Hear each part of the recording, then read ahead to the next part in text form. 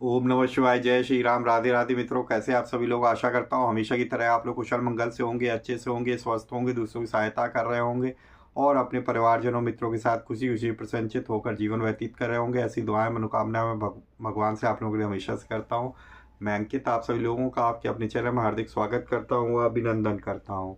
दोस्तों, आज आपके सामने फिर से प्रस्तुत हूँ परलोक एवं पुनर्जन्म की कथाओं से एक और सत्य घटना को लेके, जिसका शीर्षक है कि स्वप्न में भी किए हुए मतलब स्वप्न के पाप का भीषण प्रायश्चित। तो एक महात्मा द्वारा स्वप्न में कुछ पाप हो जाता है जिसका वो प्रायश्चित करने निकल पड़ते हैं। ठीक है, तो देखते हैं संपूर्ण घटना क्या है, किस तरीके से पूरा ये घटनाक्रम चलता है। चलिए विस्तार से जानते हैं। सबसे पहले आप हमारे साथ जो है मिलकर हम लोग गणेश जी की वंदना करेंगे, उसके बाद हम लोग शुरू करेंगे। वक्रतुंड महाकाय सूर्यकोटि समप्रभा निर्विघ्नं कुरु मे देव सर्वकार्येषु सर्वदा। जय श्री गणपति बप्पा मोरया। तुमेव माता च पिता तुमेव, तुमेव बंधु च सखा तुमेव, तुमेव विद्या द्रविणं तुमेव, तुमेव सर्वं मम देव देवो। जय श्री गणपति बप्पा मोरया। चलिए शुरू करते हैं।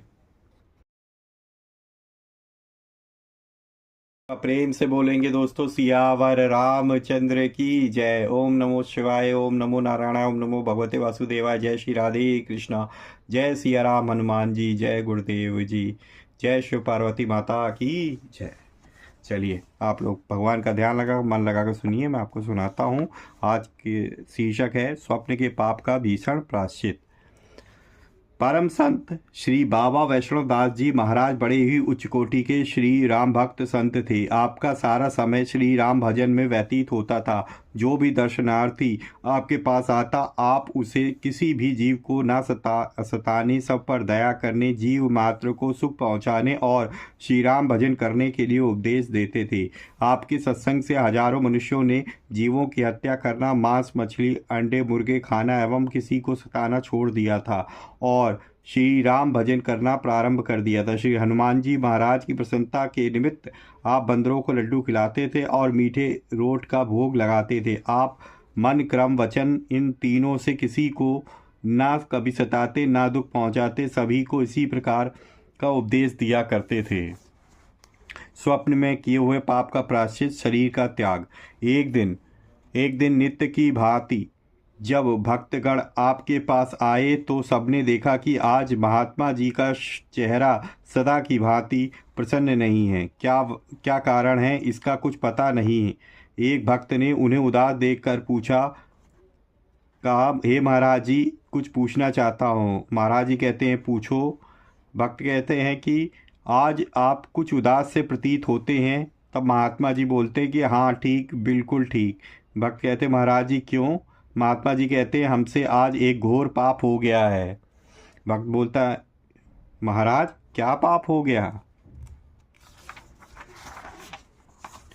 तब महात्मा जी बोलते हैं कि पूछो मत। भक्त ने फिर पूछा, पाप और आपसे हो गया, यह तो असंभव है, बताइए क्या हुआ।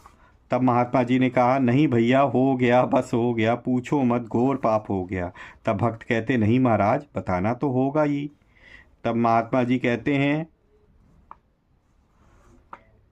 पाप ऐसा हुआ है कि जिसके कारण मेरा खाना पीना सोना सभी हराम हो गया है। तब भक्त बोलते हैं कि हे महाराज, आखिर क्या पाप हो गया। तब महात्मा जी बोलते हैं, आज रात को हमने स्वप्न में देखा और आगे मत पूछो भैया। भक्त कहते, नहीं महाराज, बताओ क्या हुआ। तब महात्मा जी बताते हैं कि अरे भैया, कि हुआ क्या, स्वप्न में हमसे घोर पाप बन गया जो कि महात्माओं से नहीं होना चाहिए। स्वप्न में देखा कि हमने अपने हाथों से किसी बंदर को मार डाला है। यही पाप अब हमें चैन से नहीं बैठने दे रहा। हाय, मुझसे स्वप्न में बंदर मारा गया। मालूम होता है कि मुझसे श्री हनुमान जी महाराज अप्रसन्न हैं, तभी तो मुझसे ऐसा घोर पाप हुआ। भक्त कहते हैं कि महाराज आप चिंता न करें, यह तो स्वप्न है, स्वप्न दिखते ही रहते हैं।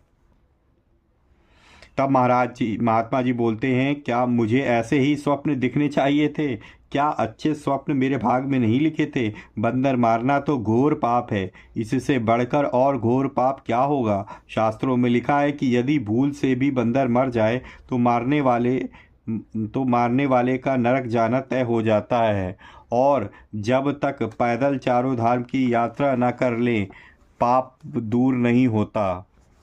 हाय, मुझसे स्वप्न में बंदर मारा गया, बड़ा पाप हुआ। भक्त कहता है महाराज आप स्वप्न की बातों से व्यर्थ दुखी होते हैं। तब महात्मा जी बोलते हैं अरे स्वप्न में ऐसा घोर पाप होते देखना क्या उचित था।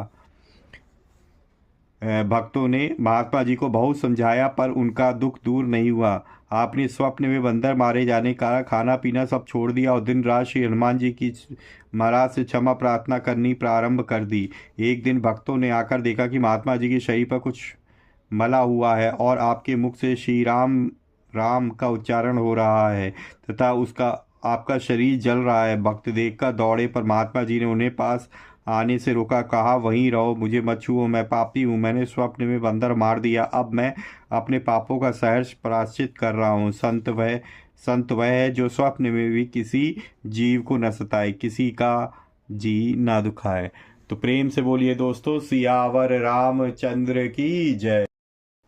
तो ये थी दोस्तों आज की सत्य घटना। देखा कि एक संत महात्मा के स्वप्न में भी उनसे पाप हो गया तो उन्होंने उसका प्रायश्चित अपने प्राण दे के किया दोस्तों। तो आप लोगों को आज की सत्य घटना कैसी लगी प्लीज़ जो है कमेंट में अपनी राय ज़रूर लिखें और जो है अपने इष्ट देव को याद करके कमेंट में ज़रूर लिखें उन्हें। अगर आपको वीडियो अच्छी लगी है तो प्लीज़ वीडियो को लाइक करना ना भूलें और ज़्यादा से ज़्यादा अपने परिजनों मित्रों के साथ भी शेयर करें ताकि वो भी इस पर्टिकुलर घटना को सुन सकें, ठीक है, और चिंतन मनन कर सकें और कुछ लाभ प्राप्त कर सकें। अगर आप पहली बार मेरे चैनल पे आए हैं और इस तरीके की आपको जो है कथाएं रहस्यमय सत्य घटनाएं सुनना पसंद है तो आप चैनल को सब्सक्राइब कर लें। मैं इसी तरह के कंटेंट आपके अपने चैनल पर लाता रहता हूं और बेल आइकन को भी प्रेस कर लें ताकि लेटेस्ट से लेटेस्ट वीडियो की इन्फॉर्मेशन आपको तक तुरंत ही पहुंच सके। इसी तरीके से भगवान की भक्ति करते रहिए, अपने परिवारजनों मित्रों के साथ खुशी खुशी प्रसन्नचित होकर जीवन व्यतीत करिए और हाँ, हमेशा की तरह किसी न किसी एक पर्सन की हेल्प करने की जरूर कोशिश कीजिए। वीडियो को देखने के लिए बहुत बहुत धन्यवाद। मिलेंगे इसी तरह की किसी और वीडियो में, तब तक के लिए जय श्री राम, राधे राधे मित्रों।